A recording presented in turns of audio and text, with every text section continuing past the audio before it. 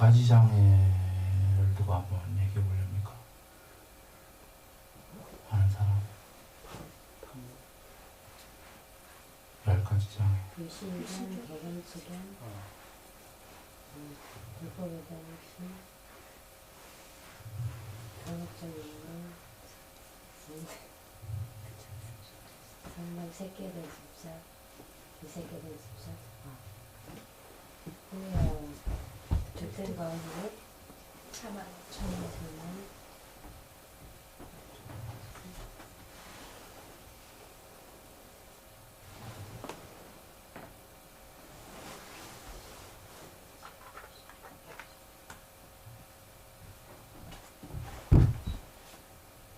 잘한 다음에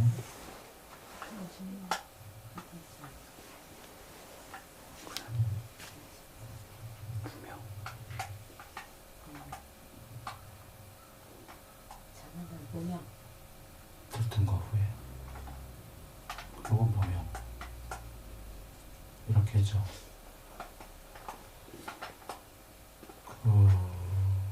그 중에 지금 무한경전에는 불법에 대한 의식이 2번째고 개금치견이 3번째고 대승경전에서 까꾸로 되어 있지만 정리해볼까요? 사카야디티 오온이 실체라는 견해 그게 1번 2번이 불법에 대한 의식 개금치견 감각적 욕망 성냄 새끼에 대한 집착 비새끼에 대한 집착 그리고 자만 불통과 후에 무명 행복님 너무 잘했습니다. 훌륭합니다. 10가지 장애 그 중에 앞에 5가지는 뭐라고 그러죠? 예, 훌륭합니다. 낮은 단계에 5가지 장애 내지 족쇄 뒤에 5가지는요? 높은 단계. 그렇죠. 높은 단계에 5가지 장애 이렇게 얘기하는데 자 이거를 말고 10가지 말고 5가지 장애라고 할 때는 뭡니까? 탐, 획태형 흠집, 들뜬 거고요. 의심. 훌륭합니다. 지금 얘기한 그대로입니다. 탐욕 또는 감각적 욕망, 세속적 욕망, 성냄, 회타 원침, 들뜬과 후에 의심. 거기에는 세속적 욕망보다 탐욕이 더 맞겠네요. 전체 버무려 갖고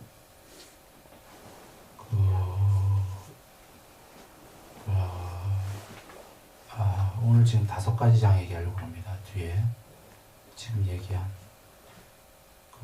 왜 앞에 10가지 장애를 먼저 얘기를 했냐면 뒤에 5가지 장애는 10가지 장애라는 별개예요. 완전히 그러니까 이거 어떻게 얘기하지? 완전 별개라가 아니라 뒤에 얘기한 5가지 장애는 앞에 혹시라도 낮은 단계의 5가지 장애 10가지 중에 그렇게 오해하지 않기를 바란다 이런 얘기입니다. 10가지 장애가는 10가지 장애로 끝난 거고 5가지 장애는 또 전체를 얘기하신 거예요. 10가지 장애도 국민학교부터 해탈까지의 전체 여정이 나오고 또 다른 법수로 얘기하신 거고 또 다른 법수가 5가지 장애인데 그것도 처음부터 끝까지 다 나온 거다. 그 얘기를 하려고 하는 겁니다. 물론 중의적이에요. 메타포 또는 나선형 구조입니다. 개정애가 나선형 구조예요. 직선적 구조가 아니다. 계율을 100% 끝내고 사마디를 100% 끝내고 반야 이렇게 되는 게 직선적 구조인데 그건 불가능한 거죠. 그런 게 아니라 부처님 얘기하셨죠. 계율을 어느 정도 하고 삼매를 닦아서 삼매가 8삼매 중에 초선이 되면은 초선이 제일 낮은 삼매 초선에 해당하는 반야, 희 불성의 무더기가 드러난다. 불성이 전체가 드러나는 게 아니라 초선만큼만 드러난다. 그래서 초선만큼 반야가 드러나면 다시 계율이 좀 더 잘 된다. 계율이 좀 더 잘 되면 산매가 좀 더 높은 게 되고, 높은 산매가 되면 반야가 무더기가 조금 더 드러난다. 이렇게 해서 이걸 나선형 구조다, 이렇게 표현해 보겠습니다. 즉 계정의 같이 업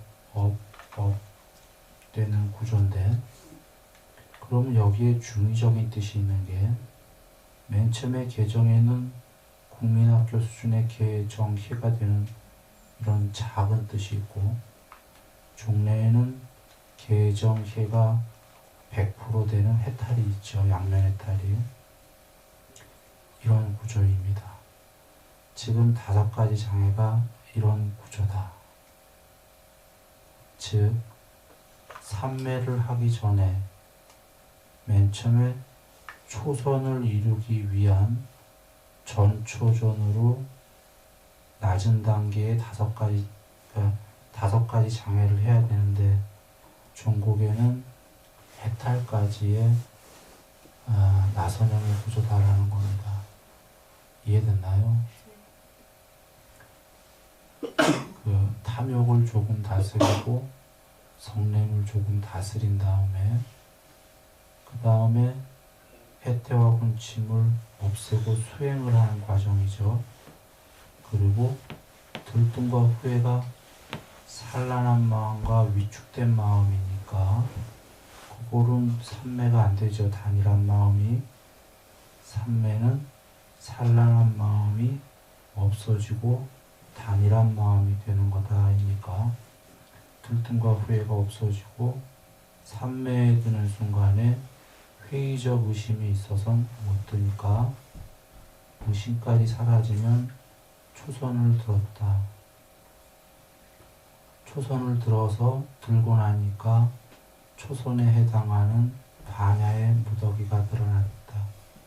그 반야의 무더기로 다시 5가지 장애의 탐욕을 아까보다 더 없애고 성냄을 더 없애고 초선을 했지만 이선을 하기 위해서 해태와 혼침을 더 없애고 바른 4가지 사정근을 하고, 들뜸과 후회가 초선이 됐지만 초선의 메타포 2가지인데, 초선에서 빠져나오게 되면 다시 평상시에 들뜸과 후회가 있으니까 여여부동하게 다시 공부하는데 하나는 이거고, 하나는 초선에 들었다 하더라도 초선의 거친 희열과 행복은 여전히 들뜸과 후회가 있다. 그래, 이걸 더 조용히 하고 회의적 의심을 없애서 이선에 든다. 이렇게 해서 나선 구조로 다시 와서 다시 이렇게 해서 종구까지 간다. 이해됐나요? 그러니까 5가지 장애도 그 신소신 법에 보면 법편에 나와 있는데, 삼매를 닦기 위해서 삼매 닦기 전에 5가지 장애가 나와서 혹여 이게 삼매 닦는 용도이냐라고만 본다면 그건 작은 뜻. 큰 뜻은 삼매를 닦아서 삼매가 초선, 이선, 팔선 가서 종내에 회의적 의심이 완전히 소멸하면 해탈이다. 의심은 나가 있는 사람이 하는 겁니다. 나가 없으면 의심이 없다. 부처님께서 얘기하셨습니다. 그 해탈은 나라고 하는 잠재적 경향성의 소멸이다 얘기하셨고, 이것의 실제를 들었습니다.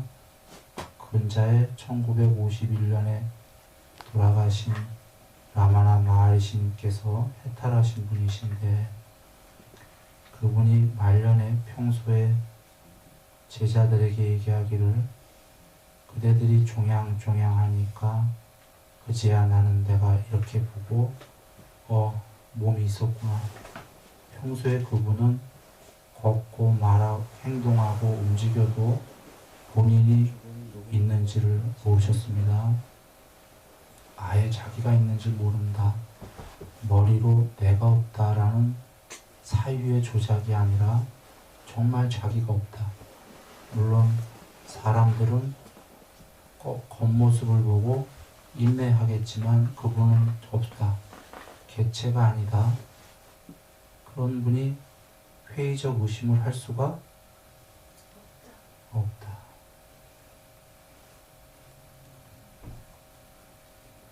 의심은 나라는 게 있는 사람들만 하는 겁니다.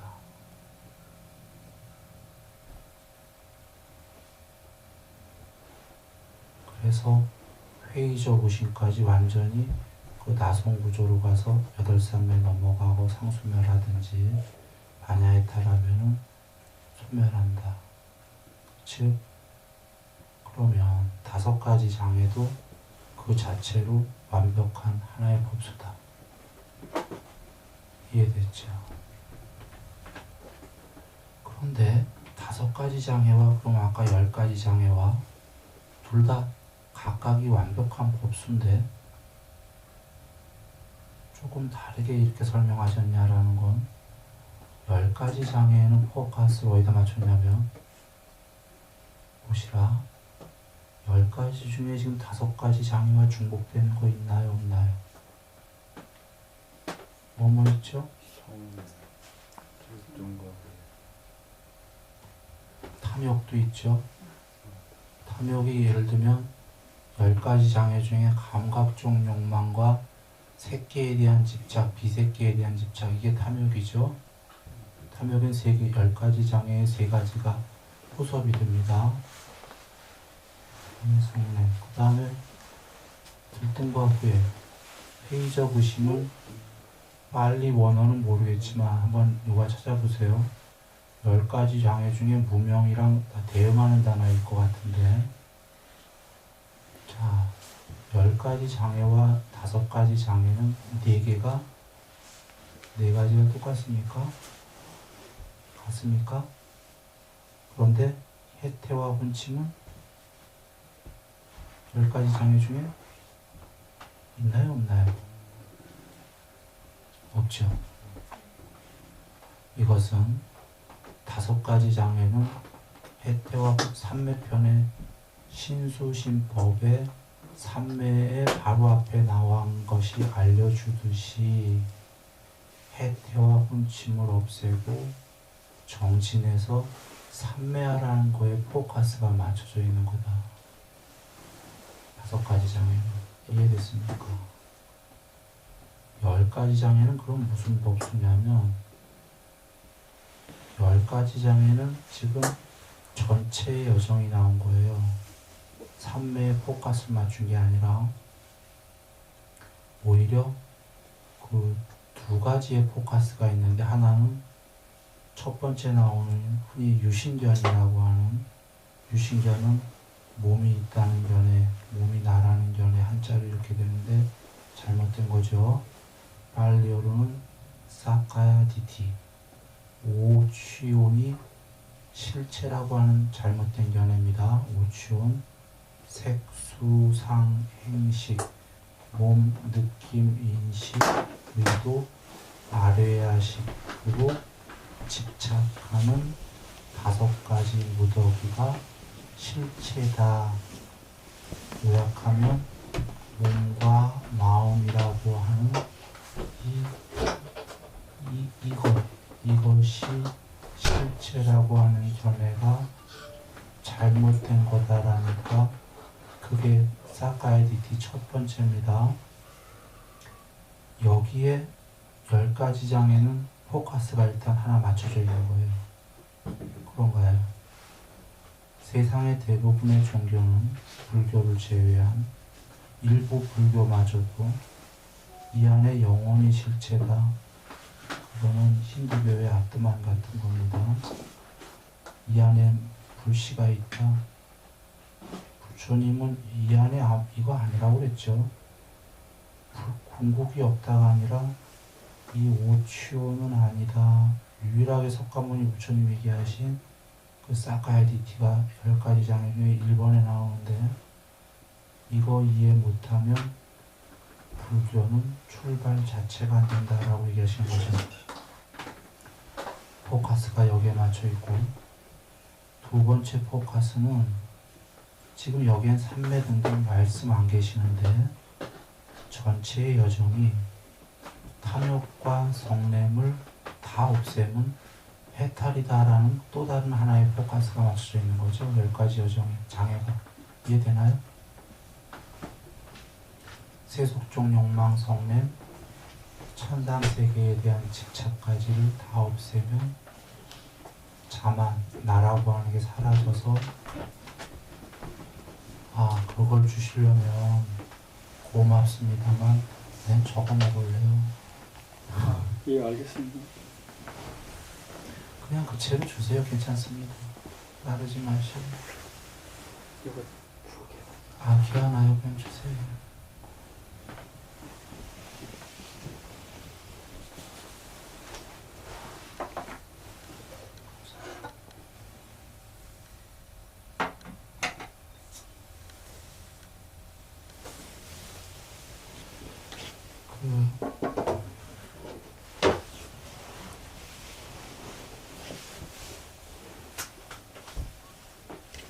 즉 10가지 장애는 쌍미타니까야에 탐욕의 소멸이 해탈이다 하신 거 제일 중요한 거 하나의 포커스, 그 여정이 나온 거죠. 탐욕과 성냄 등등.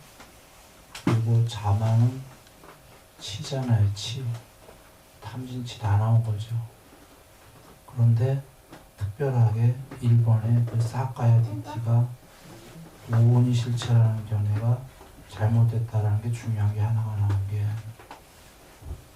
그게 이해가 돼야 된다는 거죠. 실체가 아니라는 견해. 그러면 10가지 장애는 그 석가모니 부처님께서 얘기한 오온이 실체가 아니다. 삼특상 윗바사나가 나왔고 탐진치의 소멸, 이게 다 나왔는데 그걸 풀어서 설명하신 거라는 게 이해가 됩니까? 이게 무슨 얘기냐면, 세상에서 누군가 깨달았다고 하는 사람들이 나는 뭘에서 깨달았고, 나는 뭘에서 깨달았고, 난 사유의 조작으로 깨달았고, 이런 게 아니다라는 겁니다. 부처님께서는 마음이 완전히 깨끗하지 않은데 깨달았다고 말해봐야 그게 무슨 의미가 있냐, 이런 걸 말씀하시는 겁니다. 자, 10가지 장애 그렇게 말씀드리고 오늘 하려는 5가지 장애로 옵니다. 지금 5가지 장애가 그 나선형 구조라는 얘기 했습니다. 경전에서 부처님께서 말씀하시기를 그 탐욕의 마음 첫 번째는 그 깨끗한 대야에 맑은 물이 들어있는데 물속에 빨갛고 파랗고 노랗고 여러 가지 색깔의 옥수선이들이 들어있는데 거기다가 자기 얼굴을 비추어보라. 볼 수 있겠는가?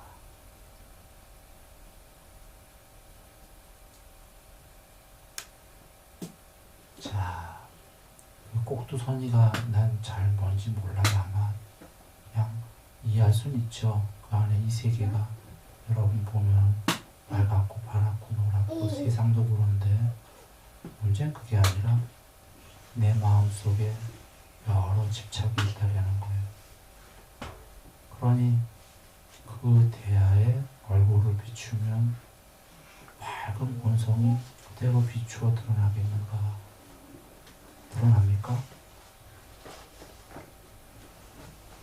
빨갛고 파랗고 노란 어지러운 것들만 보이겠죠. 얼굴이 안 비출 거다, 이런 얘기입니다. 그래서 여러분이 이해했다시피 마음속에 여러 가지 집착들이 없어져야 본성이 드러난다.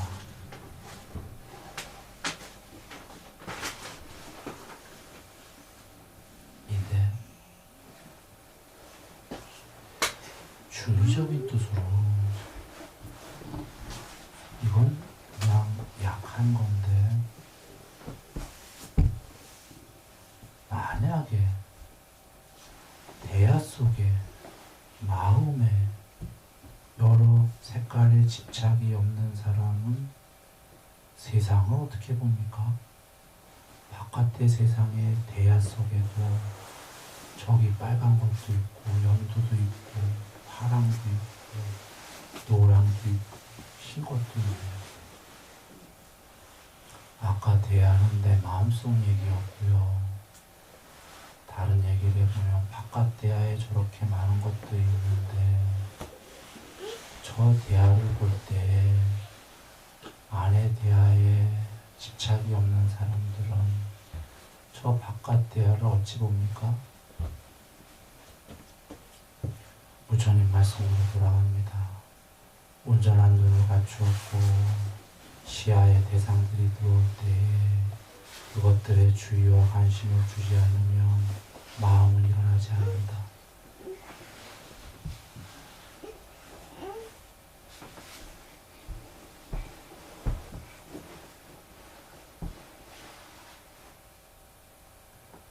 경에 계신 말씀은 내 안의 마음에 대하여 집착들을 없애라.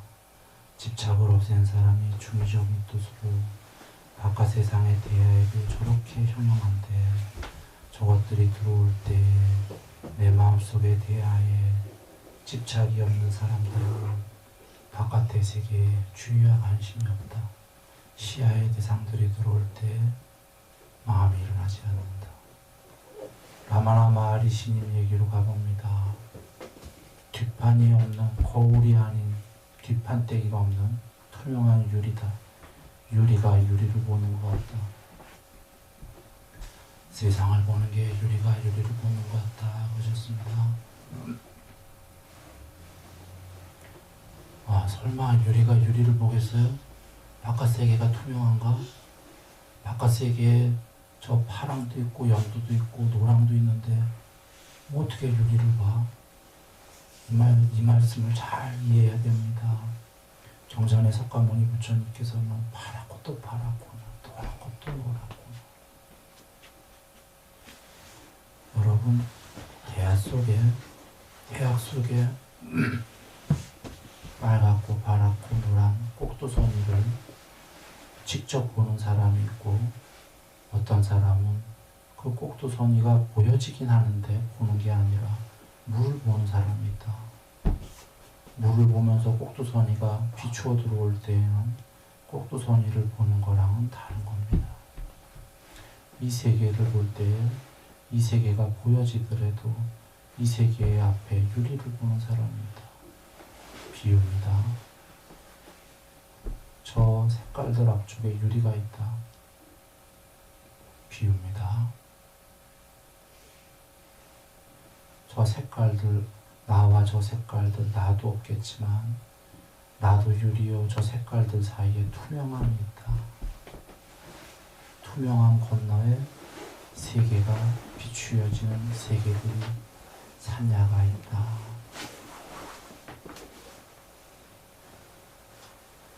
성례문 부처님께서 뭐라고 하셨나요? 성례문 그 대야의 물이 부글부글 끓고 있는 거다. 맑은 물이 부글부글 끓는데 거기에 얼굴을 비추어 보면 얼굴이 보이겠는가? 마음이 부글부글 끓고 있기 때문에 불성이 드러날 수가 없다. 그래서 아까 세속적 욕망과 성냄을 먼저 다스려라 하셨죠. 지금 그러고서는 해태하고 지금 수행인데 지금 그 탐욕과 성냄이 많은 사람은 일단 수행 가는 게 아니죠. 앞에 있었죠. 뭐부터 해야 됩니까? 그렇죠. 몸과 말과 마음으로 나쁜 행위를 하지 말고 좋은 행위 하라고 하셨죠. 몸과 말과 마음으로 나쁜 행위 하지 마라가 계율, 좋은 행위 남을 도와라가 보시. 나쁜 행위 하지 말고 좋은 행위를 남에게 조금씩 해라. 그러면 세속중 욕망과 성냄이 조금씩 없어진다. 이거를 어디서 하죠? 바른 생활, 여기서 제가해서 바른 직업으로 조금씩 나쁜 거 삼가하고 좋은 거 조금씩 하면은 도둑고냥이한테 먹을 줘도 도둑고냥이들이 애결 떨듯이 세상에 조금만 주위 사람들한테 좋은 일 하면은 웃음이 생긴다. 나쁜 거 조금 삼가하고 이러면 탐욕이 조금 부드러워지고 성냄이 부드러워지면은 이 사람은 이제 수행할 수 있다. 그제서야 수행 이게 저는 여러분 또 다른 법수로 알죠. 좀 전에 몸과 말과 마음으로 좋은 행위, 바른 생활, 육군 단속, 식사 절제, 경행과 좌선, 5가지 장애, 삼매. 이 절차 알죠, 경전에. 지금 보면 5가지 장애가 뒤에 나오는데 이거와 앞에 나온 거랑 또 중충구조예요. 경전을 잘 이해해야 돼요. 중충구조로 되어 있거든. 지금 5가지 장애만 해도 1번, 2번이 탐욕, 성냄 없애라인데 그게 또 그걸 없애려면 여기서 신경사업 잘해야 되는 거 아니에요? 그러면 또 다른 법수에서 아까 몸과 말과 마음으로 좋은 행위라 바른 생활 이 세계에서 여기에 벌써 들어있잖아요. 탐욕과 성냄이.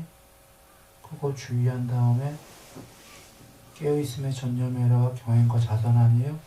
이게 5가지 장애인 해태와 본침 없애라에 해당한다고.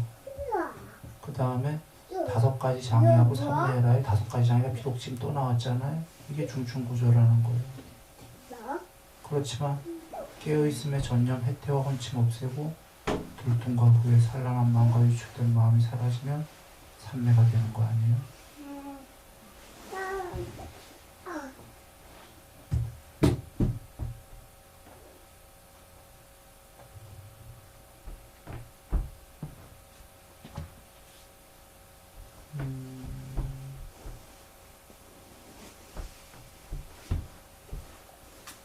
그래서 일단 몸과 말과 마음으로 좋은 행위를 이 세계에서 조금씩만 하더라도 여기서 행복하고 몸이 무너진 다음에도 천상세계에 태어난다. 그런데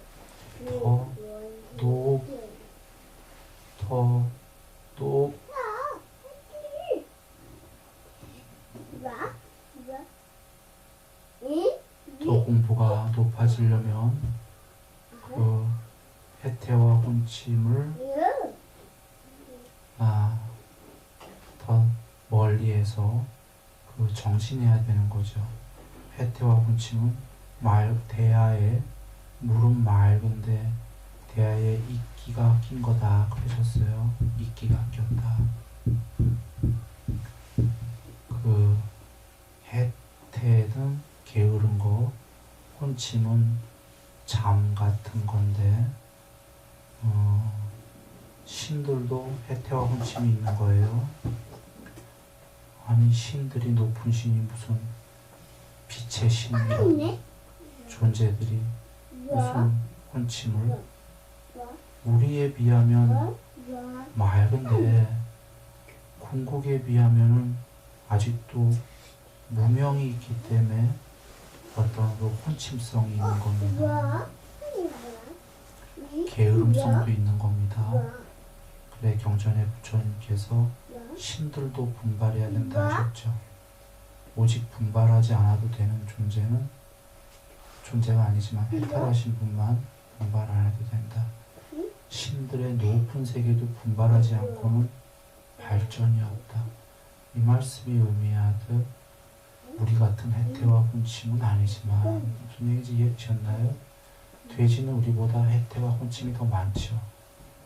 그러니까 존재의 레벨에 따라서 우리가 보기에는 저분들은 억수로 맑지만 더 위에서 볼 때는 다 해태와 혼침이다. 그러니까 이 여정이 점점 해태와 혼침을 더 아까 대하 속의 이끼 낀 거를 닦아가야 된다. 이끼가 무성하게 낀 대하의 맑은 물에 얼굴이 보이겠는가. 그 다음에 들뜬과 후에는 대하에 맑은 물이 들어있는데 대하가 막 흔들리는 거라고 했죠. 물이 막 콩탕콩탕 물이 출렁출렁 얼굴을 볼 수가 없죠. 회의 적으심은 물이 거뭇하고 그러셨어요. 시커먼 거예요. 얼굴 아예 안 보이죠. 또는 그 주위 대야의 물방이 아니라 그 주위도 어둠 속 같다.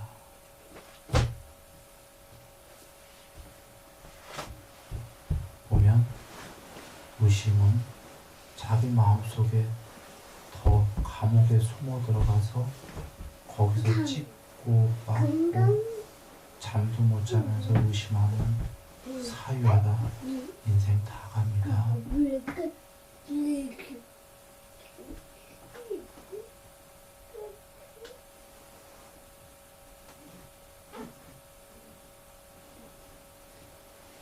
이렇게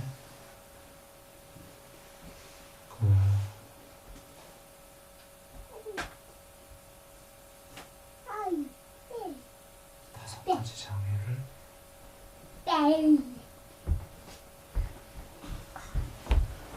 없애라고 하셨죠.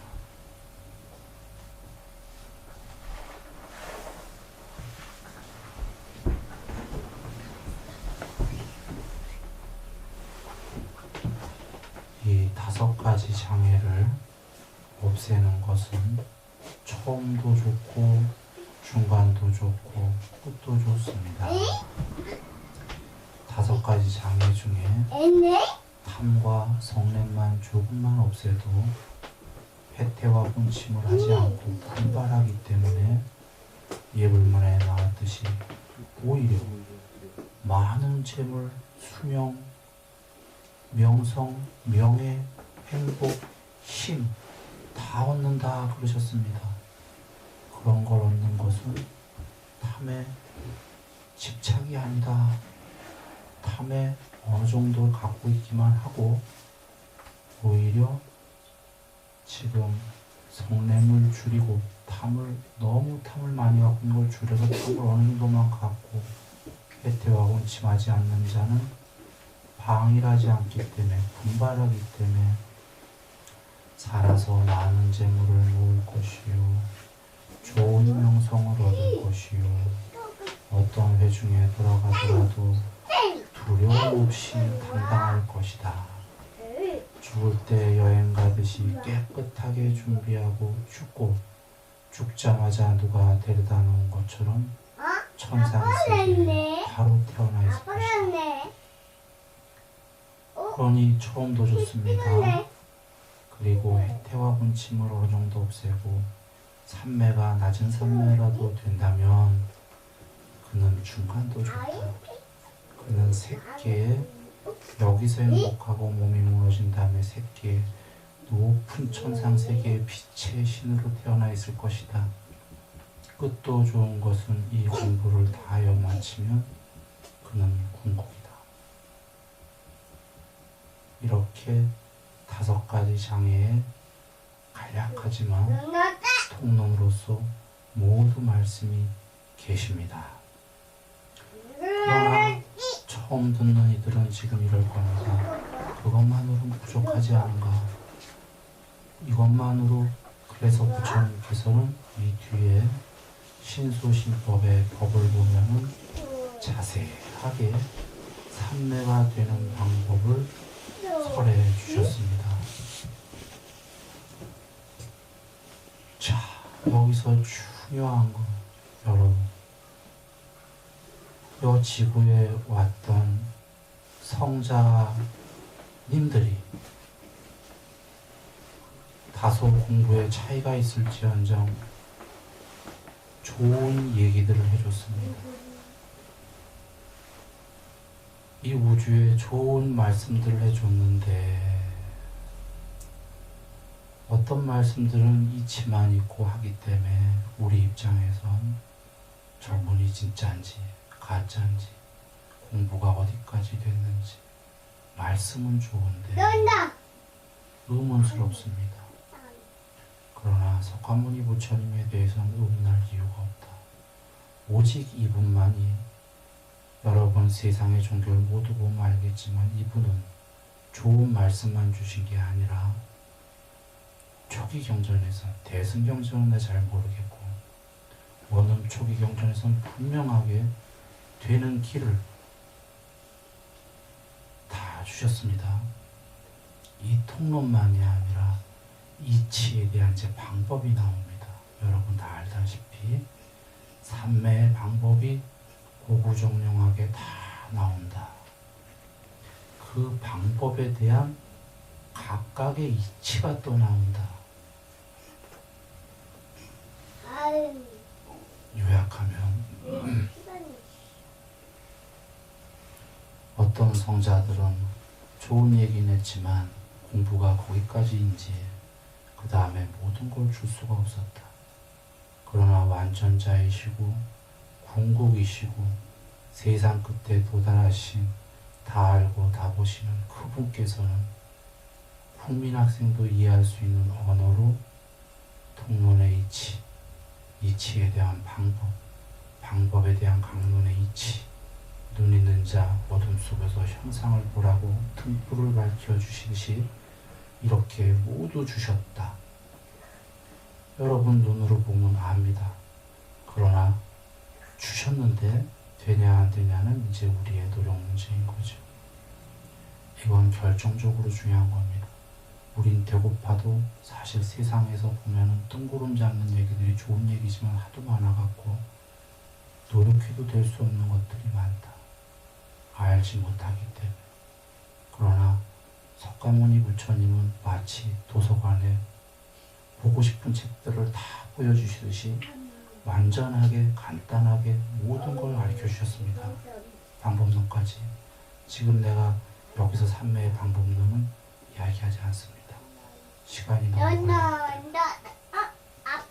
모두 알 수 있기 때문에 보고서 우리는 알 수 있습니다. 이분께서 궁극에 이르지 않으시고서야 간단하게 모든 방법과 이치를 어찌 이리 설해 주실 수 있나 이런 거죠. 우리는 알 수 있고 그제서야 우리는 이제 우리의 노력이 필요할 뿐이다. 가다가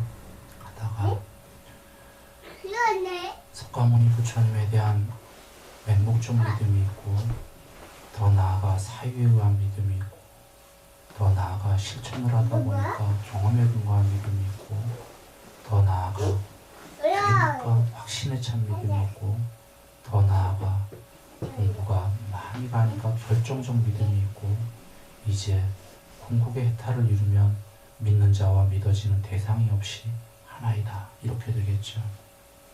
그런데 이 얘기는 아까 5가지 장애 중에 회의적 의심이라는 건 세상에 대한 의심만이 아니라 보시라 경험에 근거한 믿음이 50%다라면 가끔 50%는 문득 부처님에 대해서 의문이 드는 겁니다.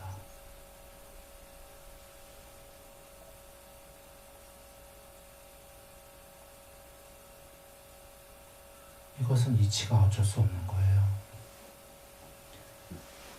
100% 믿고 있다면 내가 이미 해탈해버린 건데 그래서 도구일척 마구일장이 돼버립니다. 나도 여전히 의문이 있다. 그래서 의심이 있다죠, 사실은. 그 의심이 올 때 의심을 푸는 길보다는 의심을 접고 지금 앞에 사유에 의한 부처님께서 내 말은 맹목적으로 믿지 마라. 숲에 가서 내가 한 법을 고요히 사유해보라. 사유해보고 옳다고 믿으면 그제서야 애착을 가져라. 이렇게 말씀하셨는데 여기에 안 써있지만 가로 열고 내 말이 틀리다고 생각하면 그냥 가로 닫고 이런 말씀이겠죠. 초기 경전에서는 확실하게 간단하게 주셨기 때문에 이 말을 이해 못하는 자, 경전 말씀이 잘못된 게 아니라 갈 수가 없다. 그래서 사유해보고 맹목적 믿음이 아니라 출발한 거룩한 부처님의 말씀에 따라서 출발한 고귀한 제자들은 가다 의문이 들더라도 나의 사유에 의해서 내가 선택해서 간 길이니까 좀 더 그 5가지 장에 의심할 시간에 다시 1번, 2번, 3번, 4번 즉 탐욕을 좀 더 없애고 성냄을 좀 더 없애고 해태와 염증을 좀 더 없애고 들통과 후회를 없애는 길로 가면 갈수록 나날이 처음도 좋고 중간도 좋고 끝도 좋다라고 얘기했습니다.